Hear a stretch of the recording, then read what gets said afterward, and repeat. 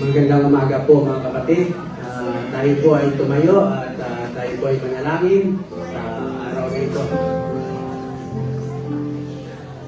Aming Diyos na dakila sa lahat na may alam ng langit at lupa, salamat po sa araw na ito. Salamat po sa panibagong buhay at lakas sa bawat isa na nandito ngayon. At kami po yung iningatan sa lahat po na kami ay nakapunta dito maayos. Salamat po Lord. Thank you Lord, ikaw lahat po ng lahat nito. Aming mapagmahal at dakilang Ama na sa langit. Lumalapit po kami sa inyo ng may pusong mapagpapasalamat. Maraming salamat po sa panibagong linggo na ipinagkaloob ninyo upang kami ay makapagtipon at makapagsamba sa inyo bilang isang pamilya ng panampalataya. Panginoon, nayaan po namin ang presensya ninyo na aming presensya ng iyong banal na Espiritu na siyang manguna sa buong pagsamba. Linisin niyo ang aming mga puso at isip upang mailaan namin ang aming buong atensyon sa inyo. Tanggalin ninyo ang anumang pag-alala at tulungan ninyo kaming sambahin kayo ng may katapatan at buong puso. Pagpalain ninyo ang aming tagapagpanguna sa pagsamba, ang worship team, ang mga musikero, ang mga mangaral ng iyong salita, ang Sunday School at ang bawat lingkod na may bahagi sa gawain ngayon. Bigyan niyo sila ng karunungan, lakas, at pagpapahid ng iyong Espiritu. Dalangin din namin ang bawat dumadalo at ang mga hindi pa nakarating. Ingatan ninyo ang aming mga pamilya at patuloy ninyo kaming gabayan sa aming pang-araw-araw na pamumuhay. Naway, ang pagsambang ito ay maging kalugod-lugod sa inyo at magbunga ng pagbabago sa aming buhay. Ang lahat ng papuri, karangalan at kalwalatian ay sa iyo lamang ito o ang aming panalangin sa mga pangyayang pangalan ng aming Panginoong Jesucristo. Amen. Amen. Magandang umaga po sa bawat isa. Pwede mo natin batiin na natin mga kapatid. Ang salita, ang kadakilaan ng Diyos ko at hari aking ihahayag. Di ko titigilan magpakailanman ang magpasalamat. Ang papurit, pasasalamatan siya araw-araw. Di ako titigil ng pasasalamat magpakailanman.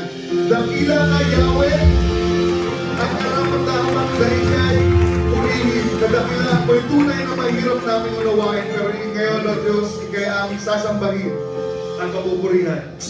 Dakila siya, dakila siya, dakila siya, dakila siya, dakila siya, dakila siya, dakila siya, dakila siya, dakila siya. Panginoon ay aking pupurihin. Panginoon ay aking dakilain. Walang katulad ang pag-ibig niya. Siya'y laging tapat, walang kapantay ang Panginoon sa aking buhay. Dakila siya, dakila siya, dakila siya, dakila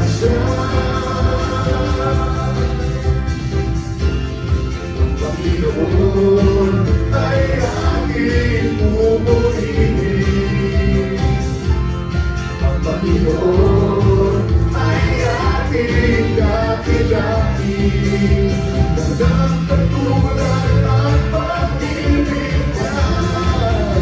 Siya'y nagtapat, walang kapatay ang Panginoon sa ating buhay. Dakila siya, dakila siya,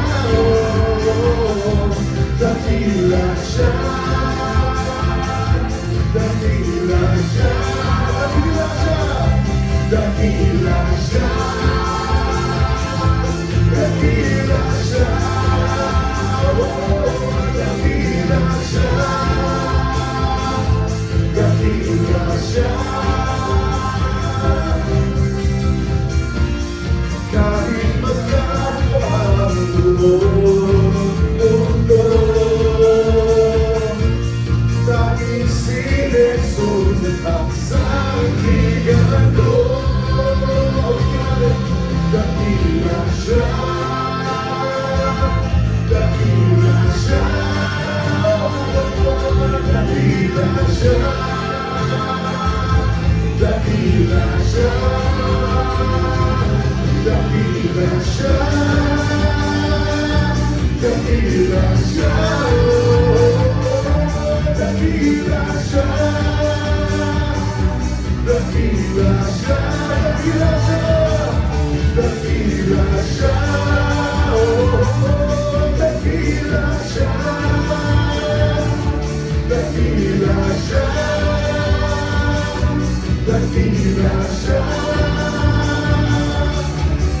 Ikaw lamang ang pupurihin ko.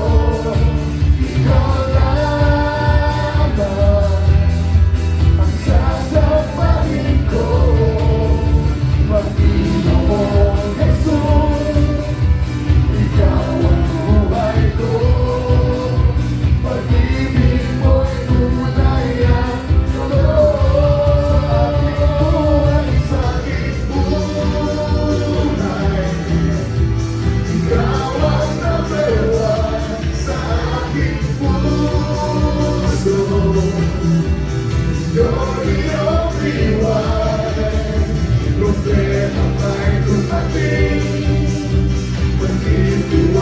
sa'yo, mga salita mo ay di nagbabago. Nang ako'y nawawala sa piling mo, kapayapaan ang nadarama sa puso ko. Mga pangako mo, mga hawakan ko, walang ibang Diyos na tulad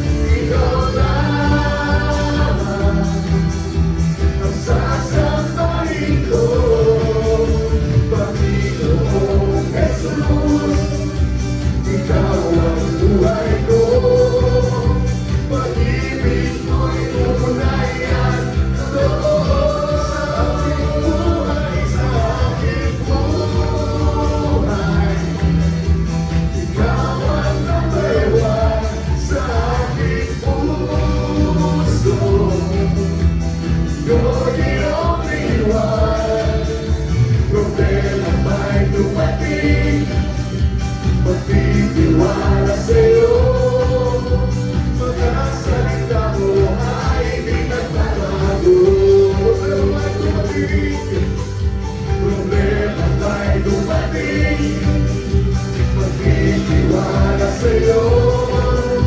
Mga salita mo ay pinagbabago.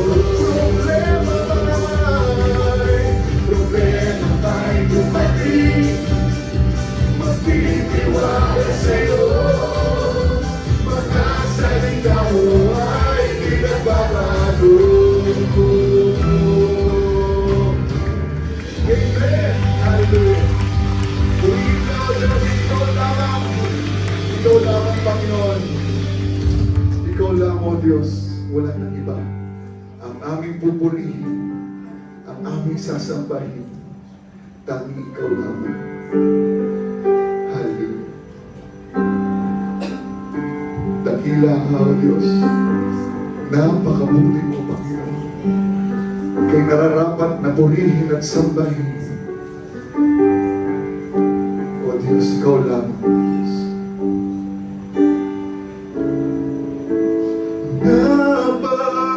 Napakabuti mo, aking Diyos Ama.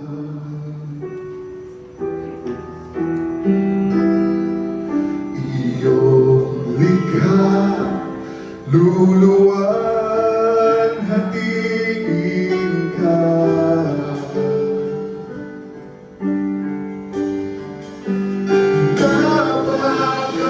Napakabuti mo,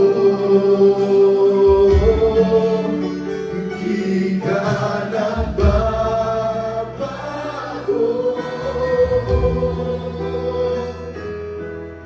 Noon, ngayon, kailan pa man, sa buhay ko'y tapat.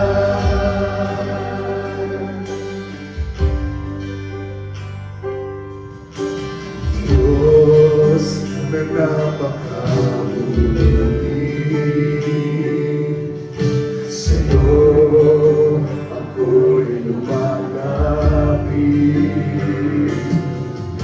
Walang kapantay, pag-ibig mong tunay, karapat at papuri, sa'yo lamang lahat.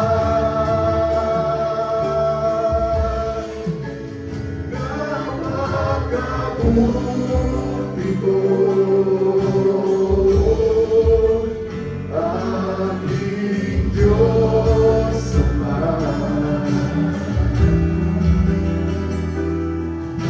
Iyong ika'y luluwalhatiin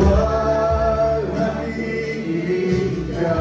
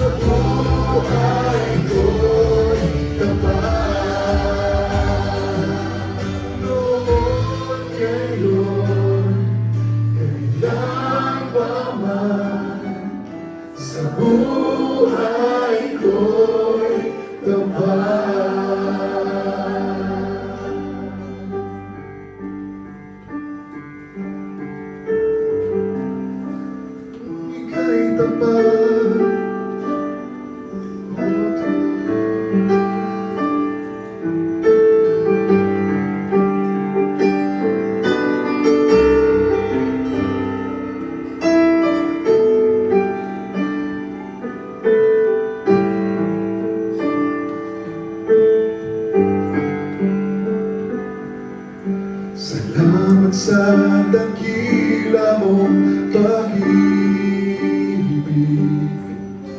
Salamat sa pagyakap mo, Ama. Ang presensya mo ang ninanais ko. Ang puso ko ay para lang sa'yo. Salamat sa dakila mong pag-ibig. Salamat sa pagyakap mo, Ama. Ang presensya mo ang ninanais ko. Ang puso ko ay para lang sa'yo. Nararapat ka sa papuri, luwalhati at pagsamba. Jesus, ika'y nakilain, magpakailanman. Nararapat ka sa papuri, luwalhati at pagsamba. Itataas ang ngalan mo, Ama.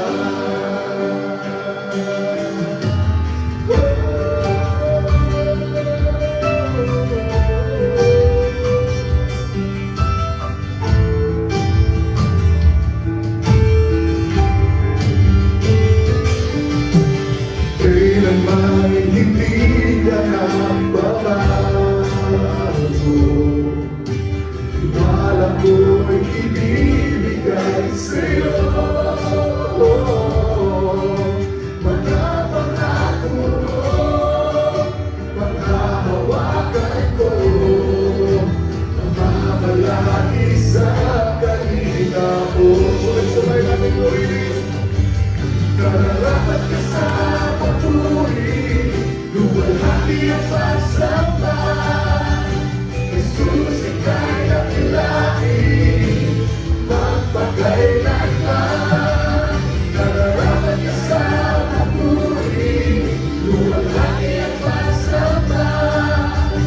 Itataas ang ngalan mo, Ama. Nararapat ka sa papuri, luwalhati at pagsamba. Jesus, ika'y nakilain, magpakailanman. Nararapat ka sa papuri, luwalhati at pagsamba. Itataas ang ngalan mo, Ama.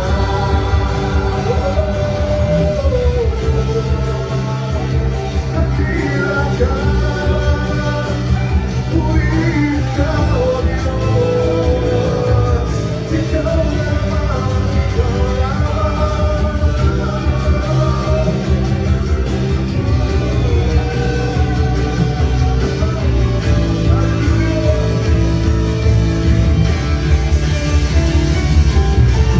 Yung nilikhain ang mundo sa'yo, itataas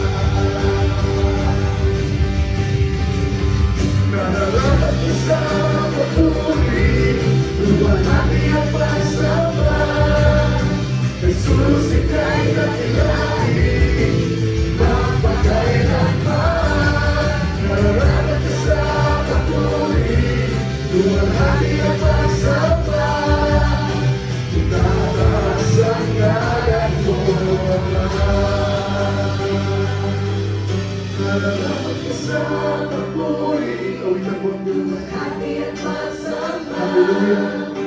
Jesus, ika'y dakilain, magpakailanman.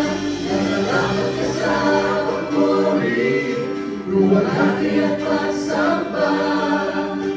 Itataas ang ngalan mo, Ama.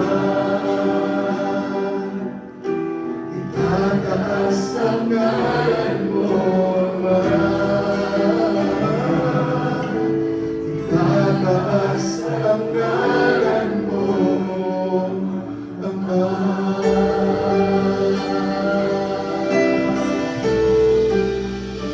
Ibig ka Panginoon, dakilain sa iyong Ama, Jesus, hallelujah.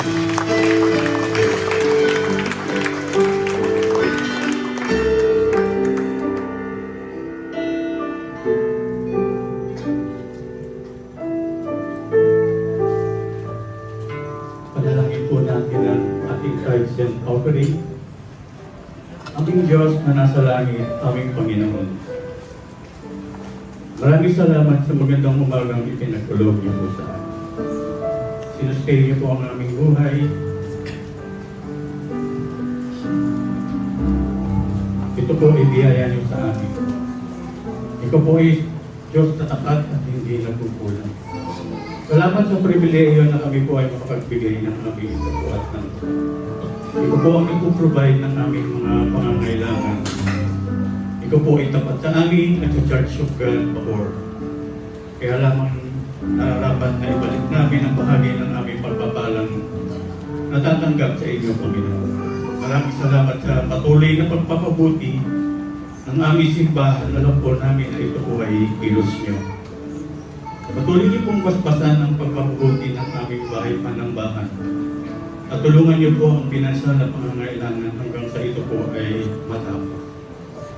Nawa ang lahat ng plano at programa ng aming simbahan ay maganap sa tamang oras niyo at panahon. Maraming salamat po sa mga nagkaloob. Pagpalain niyo po ang kanilang trabaho at negosyo. Pagpalain niyo ang mga salapit ito at para palakasin ang misyon ng aming simbahan sa pag-aalaga sa isa't isa, paglilingkod sa mga nangangailangan, at sa paghahayag ng inyong salita. Pagpalain niyo ang pagkalooban ng karunungan ng mga nangangasiwa, ng mga nalikom na ikapu at handog ng aming simbahan. Maraming salamat po, Ama. Ito ang aming panalangin sa pangalan ng inyong anak, si Yeshua. Amen.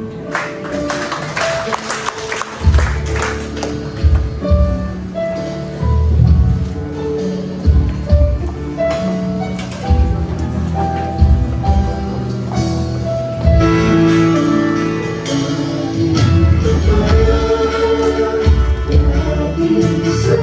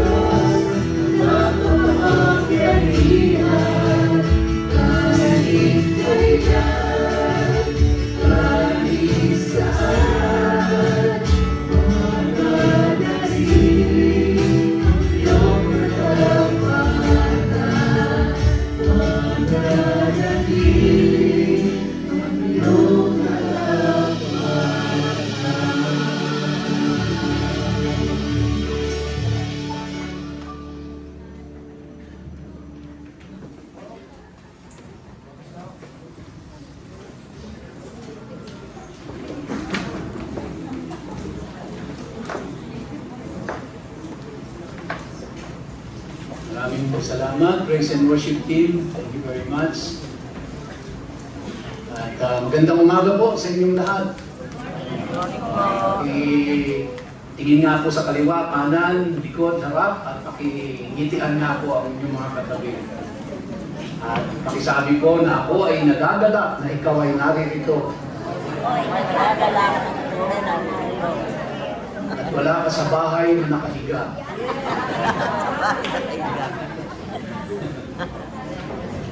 At sa pagkakataon pong ito, nais nating i-welcome yung ating pong mga panahuhin na dumalo po sa ating gawain. At sa pagtawag po ng inyong pangalan, pakitayo lang po para makilala namin kayo. Let us welcome po si Oscar Langris. Oscar, yun po si Oscar. Andiyan din po si Bimboy Saraga. Bimboy. Yan din po si Jonathan Maniklang. Jonathan. At second time po na umattend si Winston. Winston, pakita yun. So, sila po yung mga kasalukuyang nagre-renovate ng building natin. Kaya kung nakita niyo kung maganda na yung building natin, although hindi pa po tapos masyado, sila po ang may kasalanan niyan. Sila po nagpapaganda ng ating building. So, thank you so very much sa inyong lahat. And siyempre, welcome din po natin si Flor Delisa Santos. Pwede po pakitayo? Si Nanay Lisa. Si Nanay Lisa po nakakwentuhan ko ng mga 2 seconds kanina. Siya po ay taga-progressive 14 and 16. Kapit-bahay lang natin. No? Kasama po ni Ate Nora Pareño. Okay, so purihin po ang Panginoon at maraming salamat sa ating Diyos na ginising niya tayo kaninang umaga. Mayroong kalakasan, may kalusugan, at may buhay na galing sa Kanya. At kung inyo pong napapansin sa inyong screen, ang ating pong pag-uusapan ngayon, there's a river within. Magpapatuloy po tayo sa pagtalakay ng Leviticus, hindi pa po tayo tapos doon, at tayo ay nasa kabanatang 23. Iuugnay ko po ito sa John chapter 7 at mamaya ay makikita nyo kung ano ang dahilan. Bago po yan, tayo muna ay saglit na yumuko at manalangin. Ama naming Diyos na makapangyarihan sa lahat, lumalapit po kami na iyong mga anak sa mga oras na ito at humihingi kami sa iyo ng iyong patnubay at gabayan mo kami sa aming pag-aaral ng iyong banal na salita. Bigyan mo kami ng bukas na isipan at kaliwanagan upang maunawaan namin ang paksang tatalakayin namin sa umaga nito. Pagpalain mo ang bawat isa at ang bawat pamilyang nire-represent ng bawat isang naririto. Sa iyo po ang papuri, pagsamba at pagdakila sa pangalan ni Yeshua. Amen and amen. Now, yung pong John chapter 7, verses 37 to 39, ay maraming beses nyo na itong narinig. And probably, you have memorized it by heart. Pero pangkaraniwan po, ay hindi natin alam kung saan hinugot ng Panginoong Yesus nang banggitin niya ang mga talatang ito. At ito po ay ating pag-uusapan ngayong umaga. Basahin nun natin yung John chapter 7, verse 37 to 39. Sabi po sa verse 37, on the last day of the feast, sa huling araw ng piyesta, anong piyesta itong pinag-uusapan nila rito? Yung po yung tatalakayin natin pagkatapos nito. At yun po ay ang Feast of Sukkot, no? The Feast of Tabernacles. Uiugnay ko natin lahat yan, mamaya. Bubuin natin yung istorya. Why is it so important na binabanggit po natin ito? So on the last day, sa huling araw ng Feast of Sukkot, the great day, they call it the great day, Jesus stood up and cried out. Tumindig si Jesus sa kalagitnaan ng pagdiriwang ng Sukkot. Tumindig si Jesus at ito ang kanyang sinabi, if anyone thirsts, let him come to me and drink. I'm sure narinig niyo na ho yan so many times. Diba? Na-quote na natin yan, na-ituro na natin siguro yan. Pero saan kinuha ni Jesus yun? Yung ba at random, na bigla na lang siyang sa kalagitnaan ng pagtitipon at pagdiriwang, ay tumindig ang Panginoong Jesus at sinabi niya, if anyone thirst, let him come to me and drink. Ano ang naging reaksyon ng mga nakadinig? Ano ang pagkaunawa nila? Nung time na yon, ang kinakausap niya yung mga Hudyong nandoon. Paano nila naunawaan yon? The same ba na kung paano natin siya nauunawaan ngayon? O iba ang pangunawa nila noon sa pangunawa natin ngayon? Nung sinabi ng Panginoong Jesus, if anyone thirsts, lahat ng nauuhaw, let him come to me and drink. Paano mo iinumin si Jesus? No? Verse 38, ayun kung lumipat, yan. Tapos sabi niya, whoever believes in me, as the scripture has said. So, nung sinabi niyang doon sa una po na let him come to me and drink, tapos sinabihan niya po ng whoever believes in me. So yun yung paraan kung paano mo siya iinumin sa matalinghagang pananalita. Oh? So paano mo iinumin si Jesus? You believe in Him. Kaya kapag pinaniwalaan mo si Jesus, ito po ay patalinghagang sinabi niyang, inumin niyo ako. Sabi niya, pag ginawa mo yon, ito ang mangyayari. Out of his heart, the moment you believe in God, the moment you drink Jesus, out of his heart will flow rivers of living water. Kaya yung title po natin ay There's a River Within You. There's a river within you. So, verse 39. Now, this he said about the Spirit. So, yung rivers, no, sabi niya doon sa pangalawa kasi, rivers of living water will flow out of you. So, ano yung river na yon? Ito po yun. The Spirit, whom those who believe in Him were to receive. So the moment you believe in Jesus, naniwala at nanampalataya ka sa Kanya, out of you, lalabas yung rivers of life. Ano yung rivers of life? It is the Spirit. No? Buhay na Espiritu ng Diyos. Sabi niya, for as yet the Spirit had not been given because Jesus was not yet glorified. Remember, nung umakyat na ang Panginoong Hesus sa langit, at saka po bumaba ang banal na Espiritu. So at this time, wala pa yung Espiritu. Kaya sabi niya dyan, for as yet the Spirit had not been given. O, kasi mangyayari lang po yung pagpanik na ng Diyos sa langit. Mangyayari yung pagbaba ng Espiritu ng Diyos. At yung pag tinanggap mo siya, ang Espiritu ng Diyos ay mananahan sa iyo, at dahil nananahan ng Espiritu Santo sa iyo, lalabas ang living water.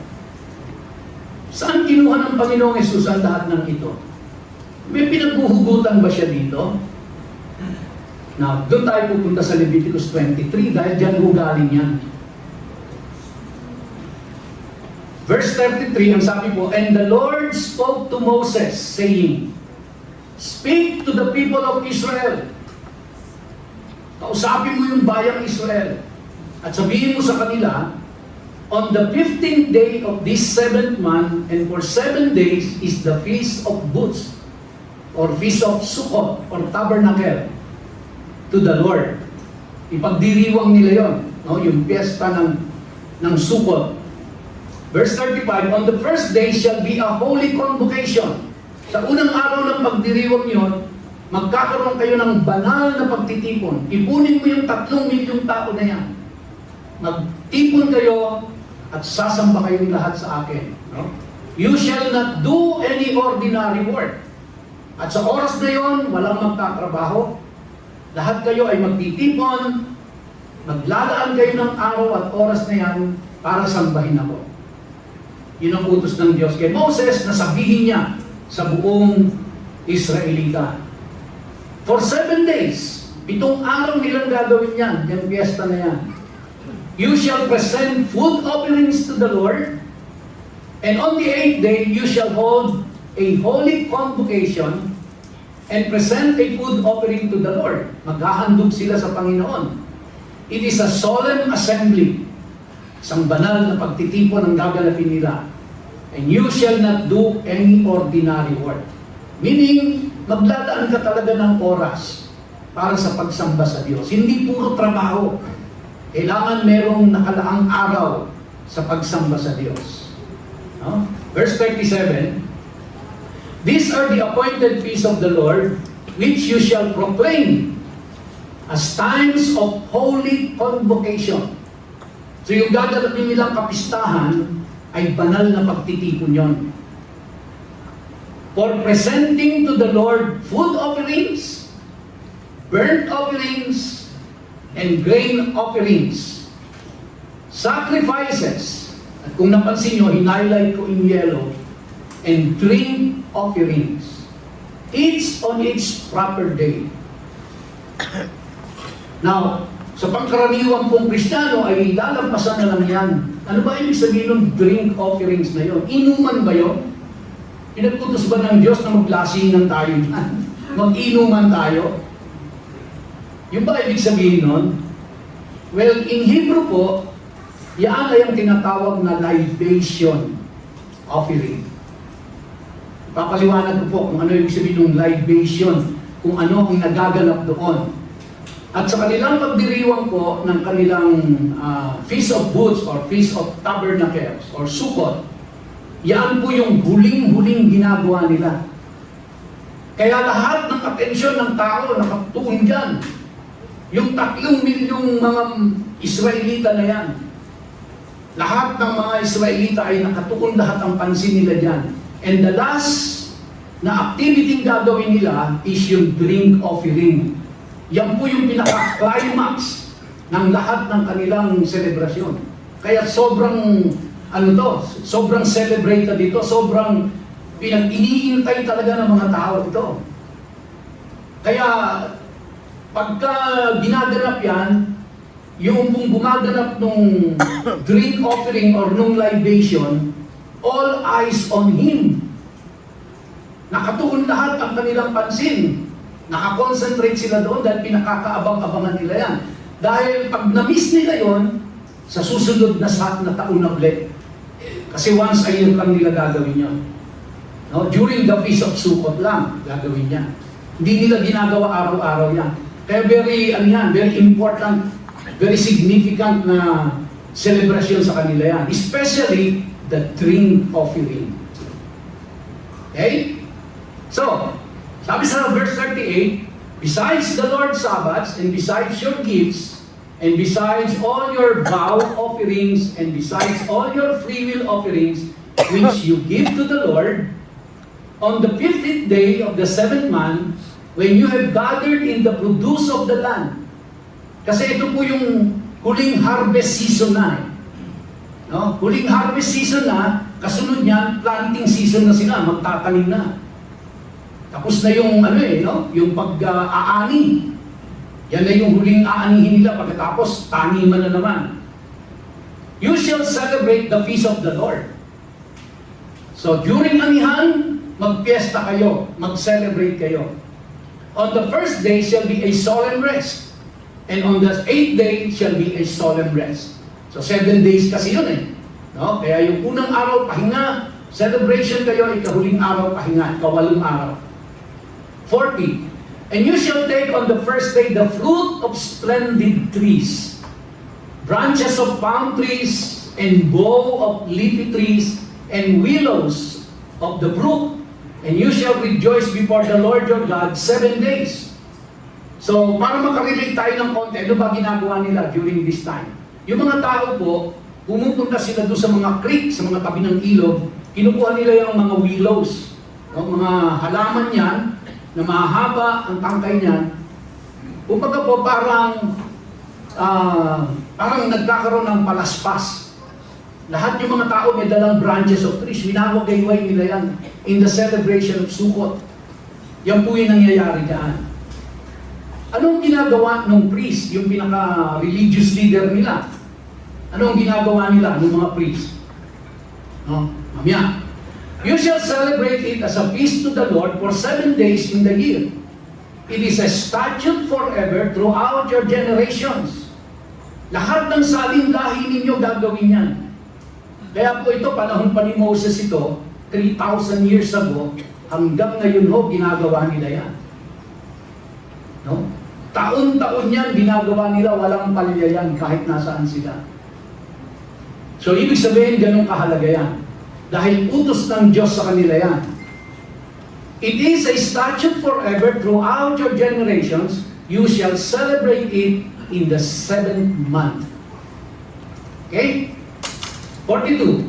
You shall dwell in booths for 7 days. Titira kayo sa mga tolda sa 7 araw.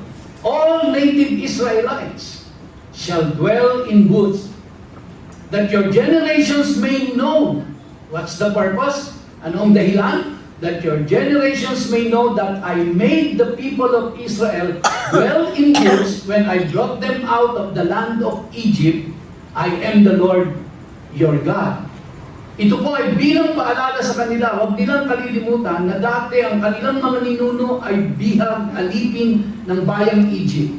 Pero dahil sa kapangyarihan ng Diyos, lahat sila doon sa isang bayan na bansang makasalanan ay inahon sila ng Diyos mula sa pagmamalupit ng mga Egyptians.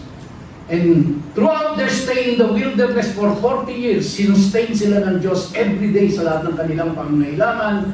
At doon ay nagtayo sila ng mga temporary na shelter nila, mga habong, kumbaga, maliliit na tolda, at doon sila tumira sa loob ng 40 taon.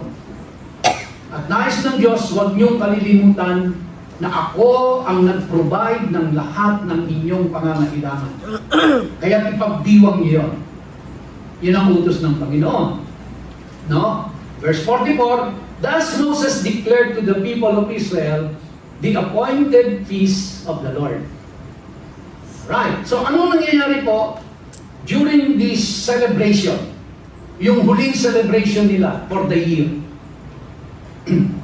Ang priest, sa simula po ng celebration, ang priest ay pupunta po siya doon sa Siloam River or Siloam Lake. Yan po ay picture lamang, no? Just to illustrate. Pupunta po yung priest dyan, may dala-dala siyang gintong pitcher. Kasama yan yung ibang mga priest at meron pong nagboblo ng trumpet dyan. Tapos yung mga tao na kumuha ng kanilang mga quote-unquote palaspas, winawagayway nila yan. Habang tumutunog ang mga trumpeta, habang nag-aawitan sila. So it's a celebration talaga. Imagine niyo po, millions of Jews, lahat ng mga Hudyo nandoon. Bata, matanda, lalaki, babae, kung saan-saan silang galing, nagtipon sila dyan sa lugar na yan para i-celebrate yung Feast of the Lord, yung Sukkot in particular. So yung pari po, kukuha siya, may dala-dala siyang gintong pitcher, isasalot niya yung tubig, yung pitcher doon sa tubig. Kukuha siya ng tubig dyan. So yung tubig, bit niya yun, nasa pitcher siya, pagkatapos may mga trumpets. Na yung nagta-trumpet pong yun ay tatlong taga-trumpet, tatlong taga-ihip ng trumpet na bawat isa ay 7 beses na hihipan. So in total, merong 21 na tunog na maririnig sila. Okay? Now, tsaka na natin pag-uusapan kung ano ang relasyon niyan sa Book of Revelation. No, hindi ngayon, masyado tayo mahaba. So basta ganun po, yan ang celebration. So pagkuha ng pari ng tubig sa Siloam River, dala niya yung pitcher na ginto, pagbitbit niya yon, dadalhin niya yung dun sa pinaka-altar. So kasunod ng mga tao dyan, nagwawagayway ng kanilang mga palaspas. Nag-aawitan, nagtutugtugan, masaya. Tapos pag sumamba na po siya dun sa pinakataas ng altar, dalawa silang, may kasama siyang isang pare, dalawa sila doon, parehas silang may hawak na pitcher na ginto. So yung isang pare, ang hawak niyang pitcher, ang laman ay tubig na galing doon sa Siloam River, at yung isa naman ay merong laman na wine. And then pagkatapos po niyan ay sabay-sabay sila, ibubuhos nila yung laman ng pitchel nila, tubig at wine, doon sa pinaka-basin, tapos dadaloy po yan papunta doon sa altar. Yan po yung seremonya nila. Yan yung pinaka-culmination ng kanilang kaya lahat ng tao dyan nakatingin, napaka-importante niyan sa kanila ng celebration na yan. Now, why was the ceremony performed? Bakit nila pine-perform ba yun? Una po, Sukkot was celebrated after the harvest season. Nakita na natin yan sa Leviticus 23. No? Now, Israel as a nation depended entirely upon the autumn and winter rains for the coming year's crops.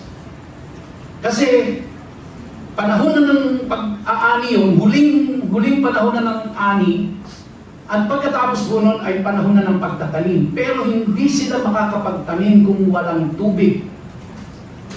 Dahil wala naman ho silang irrigation system. Wala silang pinagkukunan ng tubig maliban sa ulan. Kaya kapag hindi umulan, wala silang kabuhayan. So, during Sukkot, the nation prayed for rain. Yun po yung kaya tubig. No? Kaya tubig. Yung wine, sinusimbolo po kasi yun ng grapes. So, rain, papanalangin nila yan, Lord, pagdating ng bago panahon ng pagtatanim, paulanin mo. Kasi pag hindi yung ulan, hindi nila masasaka ang lupain nila. Pinagpe-pray nila habang binubuhos po yun, nananalangin ang buong bayan ng masagana at matabang lupain.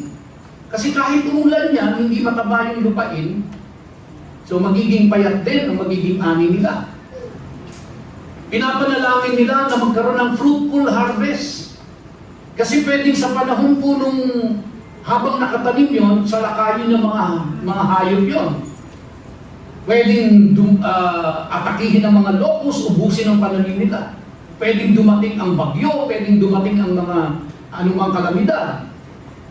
Kaya hindi sapat na ipanalangin lang nilang umulan.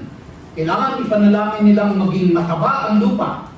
At kailangan maging masagana ang kanilang ani. And then, kasama po doon, pinapanalangin nila yung patuloy na pagpapala ng Diyos. Kasi hindi lang para sa taon na ito, kundi sa mga susunod pang taon, kailangan maging masagana.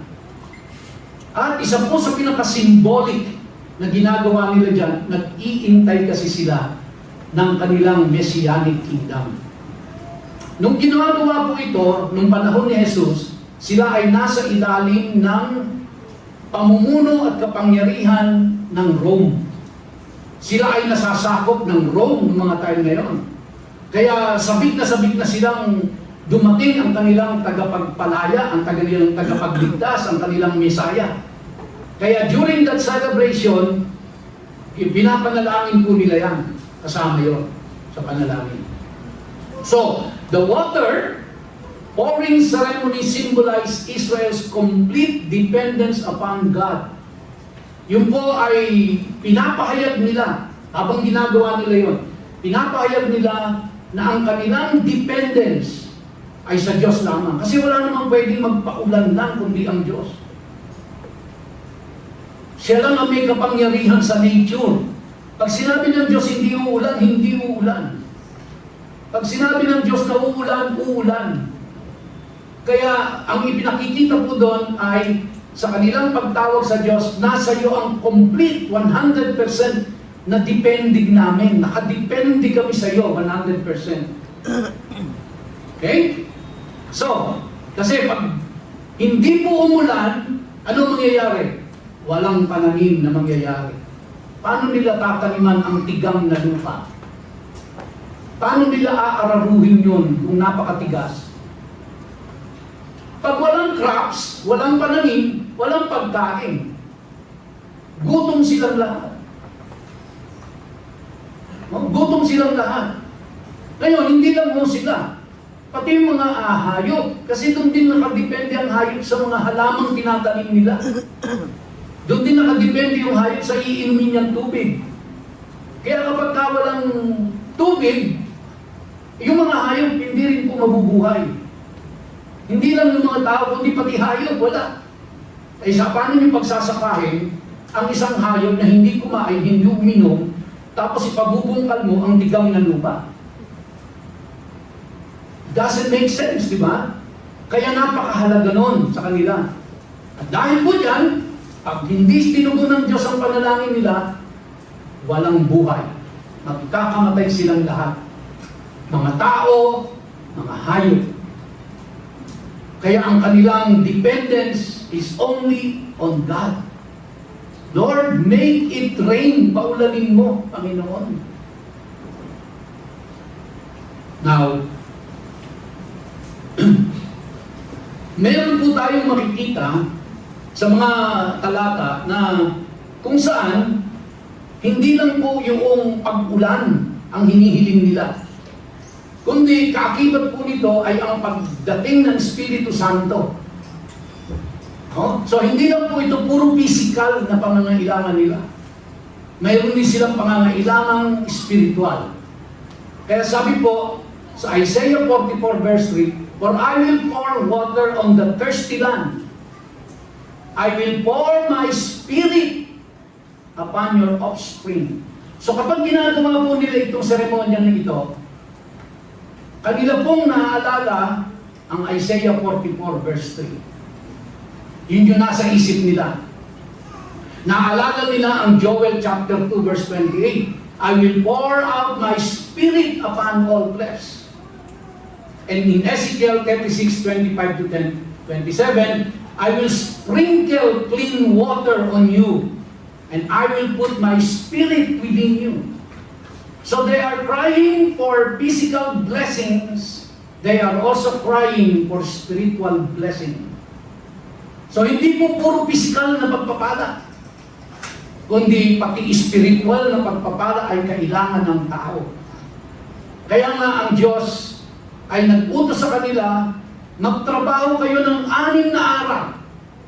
Pero yung isang araw ay ipapahinga ninyo at isasamba ninyo sa akin. No? So kailangan nyo ng physical blessing, pero kailangan nyo rin ng spiritual blessing. Hindi puro physical. Kailangan din ng spiritual na pagpapala buhat sa Diyos. Kaya sa John chapter 7, verse 37 to 30, panahon na po ito ng Panginoong Jesucristo. In the middle of the feast, doon sa kalagitnaan po yun, na-imagine nyo ba? Yung pare, sumalot ng tubig doon sa Siloam, umanik doon sa pinaka-altar, ibinuhos ang tubig at ang wine. Habang nagsa-celebrate ang lahat, habang lahat ng tao ay nakatuon ang kanilang atensyon sa ginagawa ng priest, biglang tumayo ang Panginoong Hesus sa kalagitnaan na iyon. At doon niya sinabi, habang ibinubuhos yung tubig, bigla siyang tumayo at malakas niyang sinabi sa kapulungan.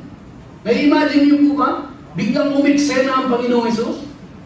At ito ang kanyang mga binitawang salita. "If anyone thirsts, let him come to me and drink. Whoever believes in me, out of his heart will flow rivers of living water." Tagalogin natin.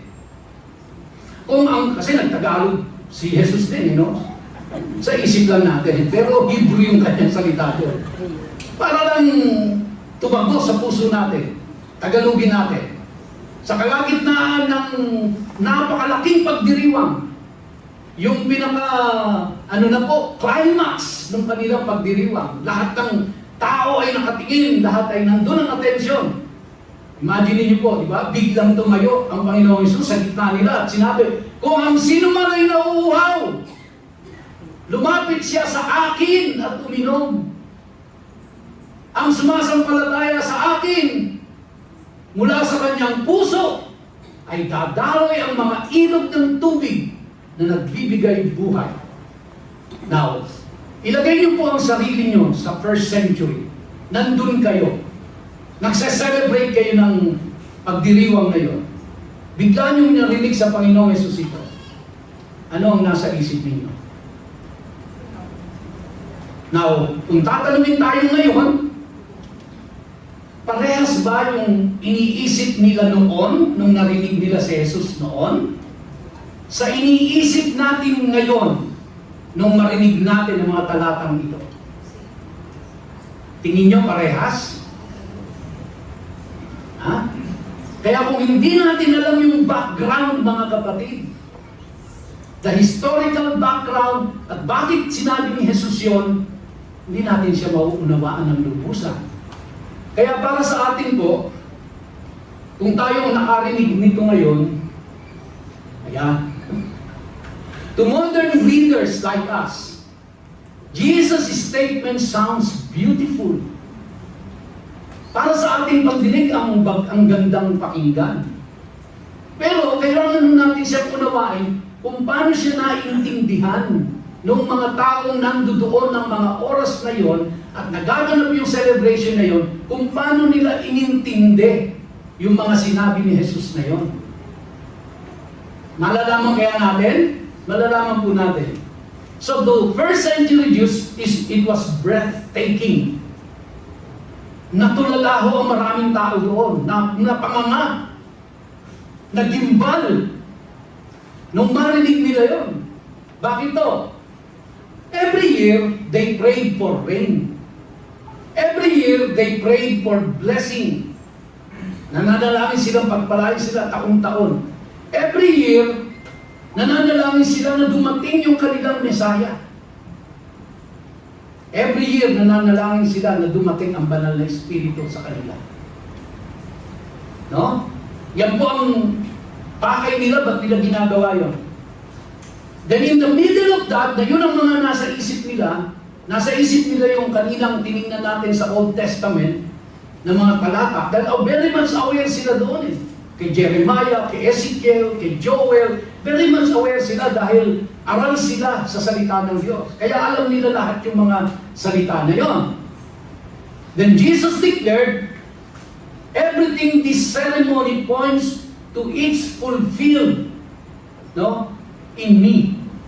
So ibig sabihin, lahat ng seremonya na yun na ginagawa, hinayag ng Panginoong Yesus na ang lahat ng symbolism na yan sa akin naganap. Now, put yourself in the shoes of the Jews.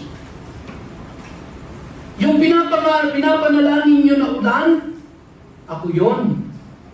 Yung pinapanalangin yung pagpapala, ako yon. Yung pinapanalangin yung Mesaya, tagapagligtas, ako yon. Yung pinapanalangin yung Banal na Espiritu, ako yon. Yung po ang dating sa mga Israelita na nakarinig sa Kanya. Alam natin, sa kasaysayan po, ang mga, kasi si Jesus Christ ay Galilean, no? Doon po siya umuwi sa Galilee. Galit na galit sa Kanya ang mga Judeans. Kaya nga po yung mga Judeans, bagamat pare-pareha silang Hudyo, pero kumbaga, yung isa ay Ilocano, yung isa ay Bisaya. No? So, bilang pag-ano lang ho, paghahambing lang. Kunyari, parang si Jesus Christ ay Ilocano, galit na galit sa Kanya ang mga Bisaya. Yun, parang ganun mo yun. Pero hindi ho Ilocano si Jesus Christ. Si Jesus Christ ay taga-Galilee. Yung mga taga-Judeans, galit na galit sa Kanya yun. Yung mga taga-Judea, yung mga Judea. At gusto pa nga siya ipapatay. Basahin niyo yung John chapter 7 po. Makikita nyo, gusto pa nga siyang ulihin eh. Dahil dyan sa kanyang pronouncement na yan. Alam niyo ba yun? Nung tumindig si Jesus at sinabi niyang, if anyone is thirsty, let him come to me and drink. Pina-aresto siya. Dahil sa proklamasyon na yun. Bakit siya ipapa-aresto? Sa atin walang masama yung sinabi ni Jesus. Pero yung unang nakarinig nun, ano ang interpretasyon nila? Basahin niyo po yung buong John chapter 7. Hindi lang siya dinakip eh. Kasi magkakagulo. Pero gusto na siya. At ang ginawa pa, nung gustong humuli sa kanya, isinumbong siya sa authority. Kaya sabi ng authority doon sa mga nagsumbong, ba't hindi niyo hinuli? Ano po ang dahilan? Dahil lang nagsabi si Jesus. No? If any one of you is thirsty, let him come to me and drink. Because sa kanila po, hindi simpleng salita yun. Sa kanilang pagdinig po, ini-interpret nila yon na ipinapahayag ni Jesus na siya ay Diyos. At sa pagdinig ng mga Hudyo, pag inangkin mo na ikaw ay Diyos, at alam nila ikaw ay tao, ito po ay blasphemy. At ang blasphemy, ang kaparusahan ay kamatayan. Okay? So, in effect, nung sinabi po ng Panginoong Jesucristo, if any one of you are thirsty, let him come to me. Sinasabi niya, I am the living water. Kasi para sa kanila po, yung tubig na binubuhos nung priest na yon is a living water. Kasi hinihiling nila sa Diyos umulan. Kaya it's a living water. So in effect, sinasabi ni Jesus, during the libation ceremony, during the drink offering, ang sinasabi ni Jesus, I am the living water. Kaya uminom kayo sa akin. Ha? I am the fountain promised by Jeremiah. O alam na alam nila yon kung ano yung pinroklaman ni Jeremiah. I am the rock that gives water. Alam na alam nila yon. Kasi nung nasa wilderness sila, di ba? Inutusan si Moses, pukpukin mo yung bato para may lumabas na tubig dyan. At alam nila na yun ay buhay nila. So kaya nung sinabi ni Jesus Christ, all who are thirsty, come to me and drink. Sinasabi niya, I am the living water. I am the rock that gives water. I am the fountain promised by Jeremiah. In effect, I am God. Kasi wala akong ibang pagmumulan ng tubig ng buhay sa paniwala ng mga Hudyo maliban sa Diyos.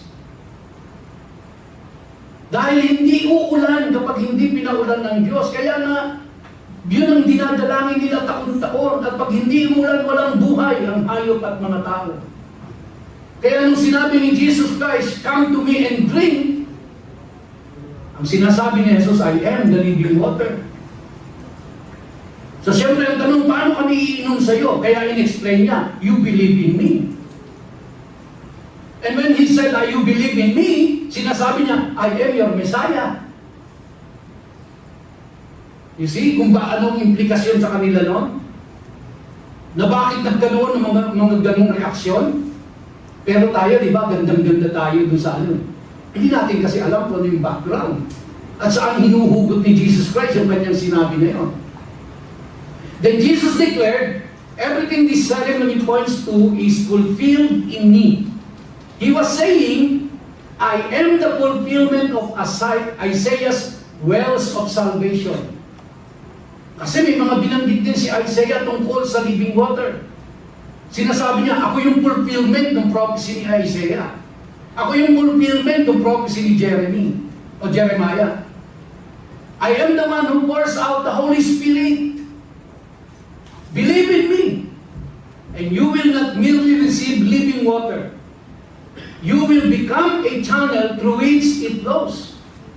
So, kumbaga po, ako ang living water, ako ang buhay, o ang tubig na buhay.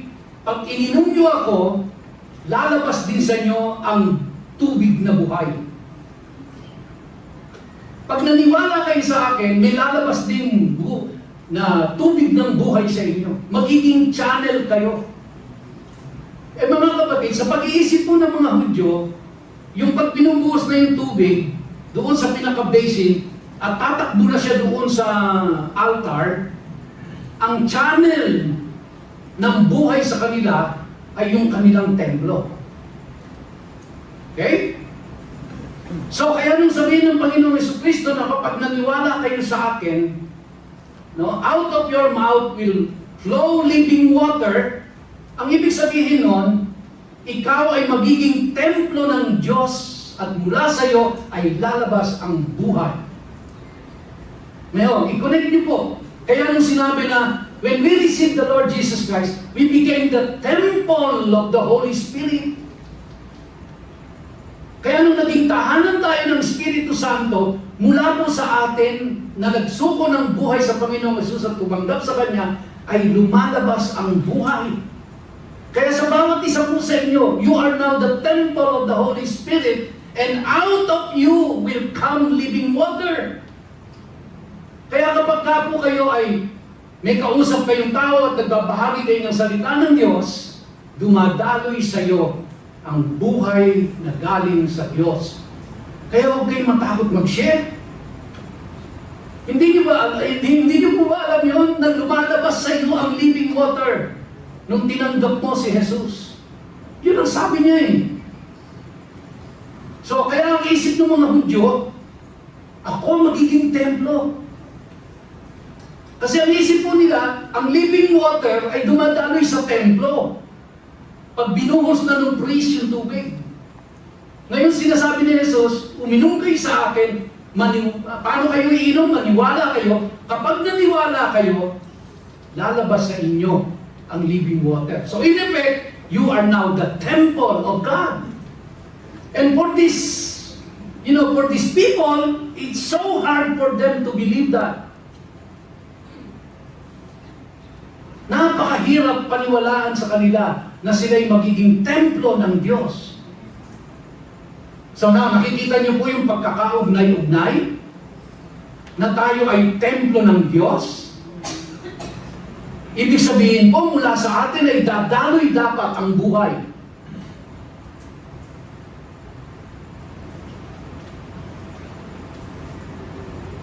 Are you with me?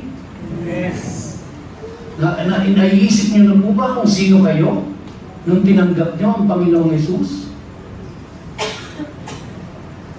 At wala akong piniling tao dito, ha? Mayaman, ang sabi ng Panginoong Jesucristo, whoever believes in me. Ibig sabihin, kay mahirap ka, kay mayaman ka, kay may pinag-aralan ka, o mataas o wala kang pinag-aralan, kay babae ka, kay lalaki ka, kay matanda ka, kay bata ka, you are all welcome. Hindi po tinatanggihan ng Panginoong Hesus. Lahat ng tao ay mahalaga sa Kanya. Regardless kung anong estado niya sa buhay. Hindi lang ang mayayaman ang pwedeng lumapit sa Kanya. Hindi lang ang mga may pinag-aralan. Hindi lang ang mga may pera. Hindi lang ang mga edukado. Lahat ng tao pwedeng lumapit kay Jesus. At kapag siya ay pinaniwalaan mo, tinanggap mo sa puso mo, pinanampalatayanan mo ang pangako ng Diyos, mula sa iyo ay dadaloy ang ilog ng buhay. Magiging daluyan ka, ibig sabihin po, magiging daluyan ka ng pagpapala ng Diyos. Dadaan sa iyo ang pagpapala ng Diyos para mapagpala ang ibang tao. Pero dadaanan ka. Kaya ibig sabihin, yung taong pagpapalain ng Diyos, sa iyo padadaanin, ibig sabihin, dadaan din sa iyo ang pagpapala. Amen? So, he was not interrupting the ceremony. He was revealing its fulfillment. Imagine niyo po, lahat ba kayo nanonood ng impeachment ngayon? Imagine niyo po, bigla niyo akong nakita doon. Tapos tumayo ako. Di ba? At sinabi ko sa kanila, if any one of you will drink, ano sa tingin niyo ang gagawin ng sinabi sa akin? Sergeant at Arms, contempt. Kulong si Dante Peña. Ano pinagsasasabi dito? Yan po yung senaryo. Imagine nyo, the most celebrated, the most important, the climax of the year celebration, all of a sudden, doon sa pinaka-climax, no? Na portion ng celebration nila, habang binubuhos yung tubig, biglang tumayo ang Panginoong Jesus. Is any one of you thirsty? Biglang lino na lahat. Nawala yung attention doon sa priest. If any one of you thirsty, let him drink. Yun po yung pinanggagalingan noon, mga kapatid. The water carried from the pool of Siloam to the altar could only symbolize life. Jesus offered the reality. Symbolism ng lahat yan. Ito ang realidad, ako yun. Can you imagine that? Para bang sinasabi ng Panginoon Hesus sa kanila, itigil ang selebrasyon! Dahil ang lahat ng hinihingi nyo dyan, ako na yon. Anong tatanggapin ng tao yan? Kaya may nagalit to, hindi naman lahat natuwa eh. May nagalit. Gusto siyang hablutin na eh. Baka kung ano-ano pa pagsasabihin eh. Eh hindi nila mahuli. Sinumbong sa authority. Dinala sa NBI. Ipina-aresto. Sabi ng NBI, eh ba't hindi nyo hinuli? Ba't hindi kayo dumakit? Because ito pong mga sinabi ng Panginoong Hesus na ito ay talagang very revolutionary. Okay? This is why His words carried such profound significance to those who understood the meaning of Sukkot and the hope of Israel. Ngayon, celebrate po natin ang Sukkot. I hope naiintindihan po natin ang importance niyang Sukkot na yan. End of harvest season. Hihilingin natin sa Diyos na i-bless tayo sa buong susunod na taon. And nakita naman nung natin all throughout the year, naging faithful ang Diyos natin. Ha?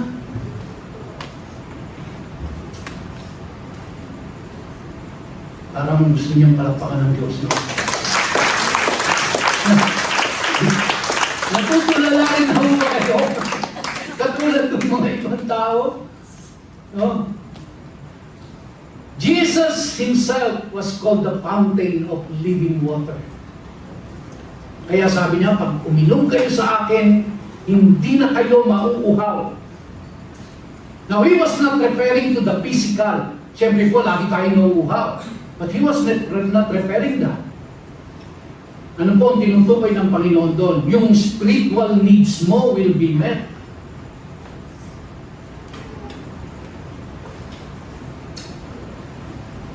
So Jesus is essentially saying, the very life that belongs to God will now flow through those who believe in me. Ang dadaloy sa iyo, pag pinanampalatayanan mo ang Panginoong Jesucristo, isinuko mo ang buhay mo sa Kanya, ang dadaloy na sa iyo ay buhay ng Diyos. Dati, hindi ka dinadaluyan ng Diyos. Pero pag isinuko mo ang buhay mo sa Kanya, maging sino ka man, at sincerely tinanggap mo ang Panginoong Hesus, dadaloy ang buhay ng Diyos sa iyo. At magiging kang pagpapala. Magiging daluyan ka ng pagpapala sa iyong pamilya, sa iyong mga kaibigan, sa iyong mga kasamahan sa trabaho. No? So, kaya nung narinig nila yun, naalala nila si Ezekiel. Naalala nila yung significance ng Feast of Tabernacles. Naalala po nila na pinangako ng Diyos na yung ilog mula sa Eden ay muling dadaloy, which is ilog ng buhay. At naalala po nila, the believer becomes the new temple. So, huwag na natin basahin yan, masyadong mahaba. Mga kapatid, sa loob ng maraming siglo, taong-taong pinapanood ng Israel ang isang pari na may dalang gintong pitsyel na kumukuha ng tubig mula sa lawa ng Siloam at dinadala ito sa templo. Taon-taon ibinubuhos ang tubig sa altar. Taon-taon silang nananalangin para sa ulan, para sa pagpapala ng Diyos, para sa pagdating ng Mesaya, at para sa pagbubuhos ng Espiritu Santo. Taon-taon yan. Ngunit nang dumating na ang Mesaya, ang Panginoong Hesus, marami ang labis na nakatuon sa seremonya. Kaya hindi nila nakilala ang isa na siyang tunay na katuparan ng lahat ng ipinapakita ng seremonyang iyon. Siya yung katuparan nun.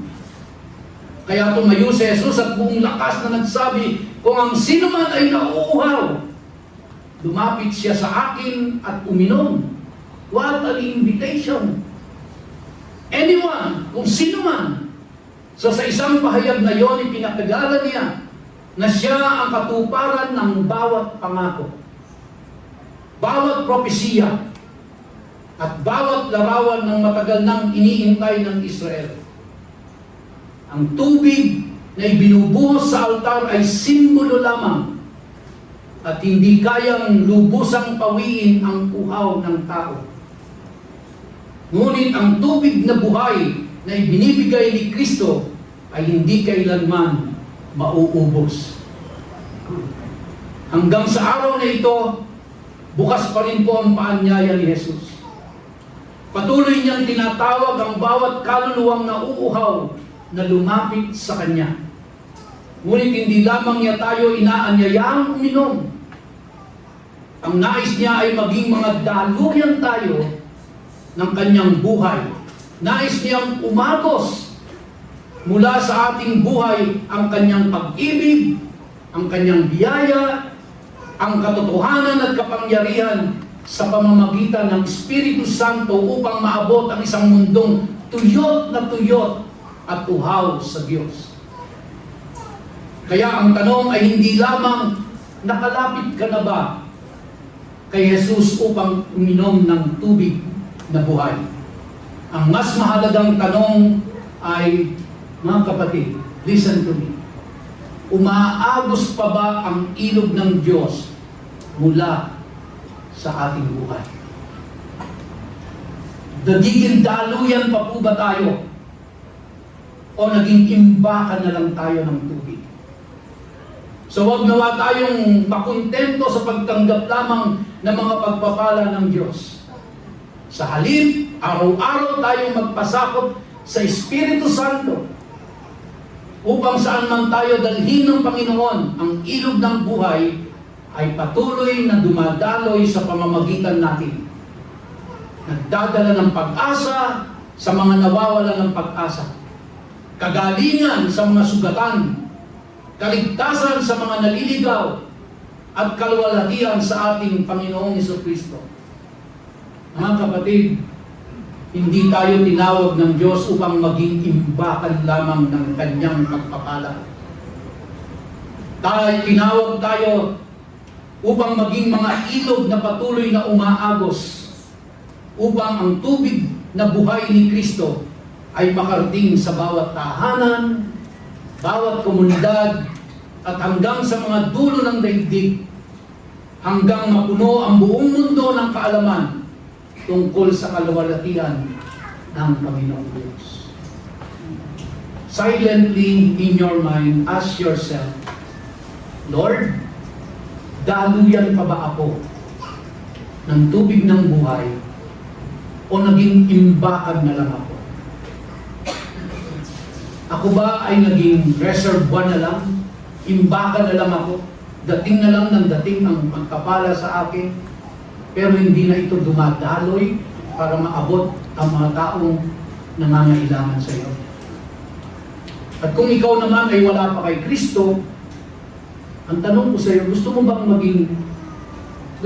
uminom sa Panginoong Hesus? Gusto mo bang mapasa iyo ang tubig na buhay?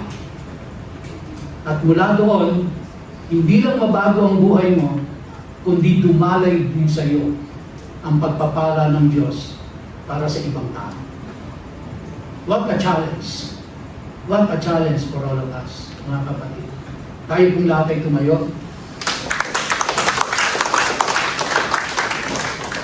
Tayo po ay mananalangin. Total may oras pa po. Gusto mong tawagan yung praise and worship. Awit tayo sandali sa Lord. Awitin natin, inawit natin worship song kanina.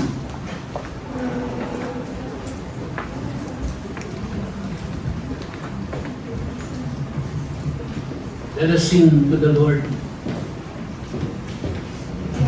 We are so blessed, mga kapatid. We are so blessed. Napakabuti ng Diyos sa atin. Napakaganda ng mga pagpapala ng Diyos sa atin. Kaya tunay nga po, napakagandang simula ng araw natin na ang Diyos ang inuuna natin. Sa isang simpleng panalangin lang sa umaga, ay ina-acknowledge natin na siya ang una sa buhay natin. Na siya ang una sa bawat araw natin. Na mahalaga siya sa atin kesa sa mga kayamanan ng sanlibutan ito. Awitan po natin ang ating Panginoon.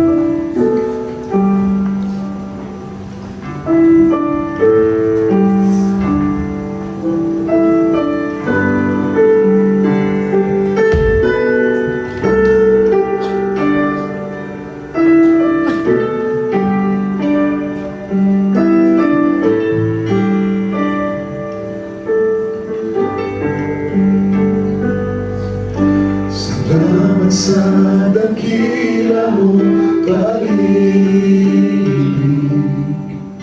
Salamat sa pagyakap mo,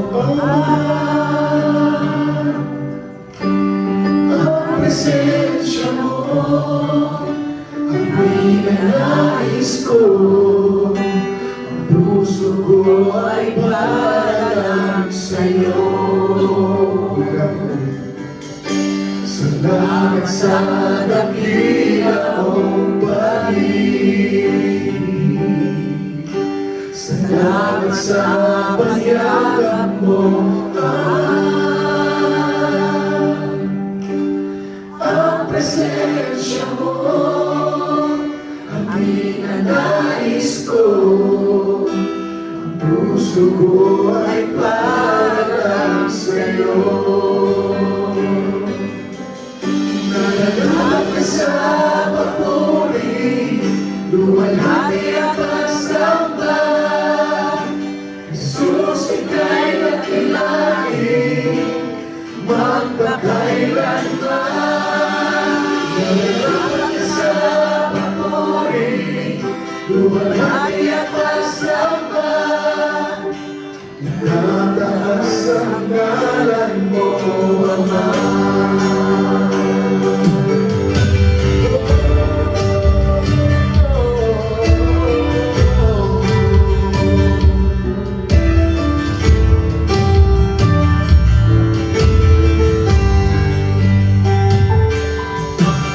Kailan ba'y hindi ka nagbabago? Tiwala ko'y ibibigay sa'yo.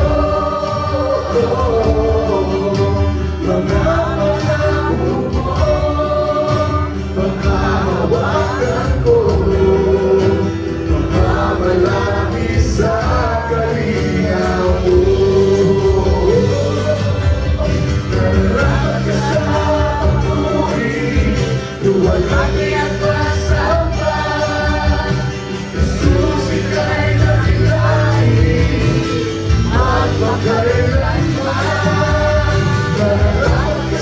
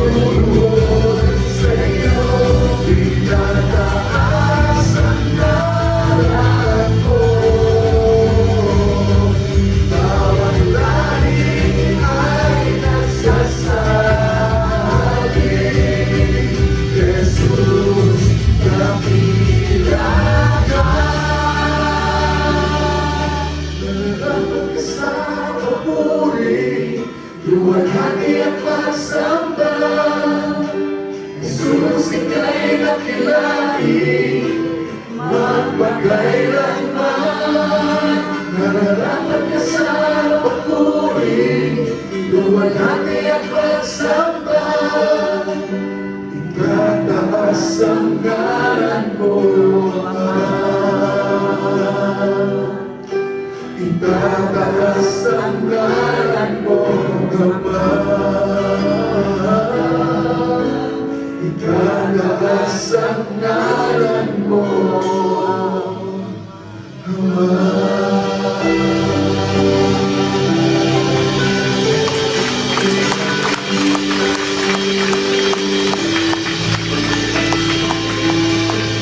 Hallelujah. Salamat po aming Ama sa tagumpay ng gawain ngayong umaga. Salamat sa pangunguna mo, salamat sa paggabay mo. Pinaparangalan ka namin, niluluwalhati ka namin. Sa iyo ang lahat ng papuri, pasasalamat at pagdakila sa pangalan ni Yeshua. At ang lahat po ay sumigaw ng Amen.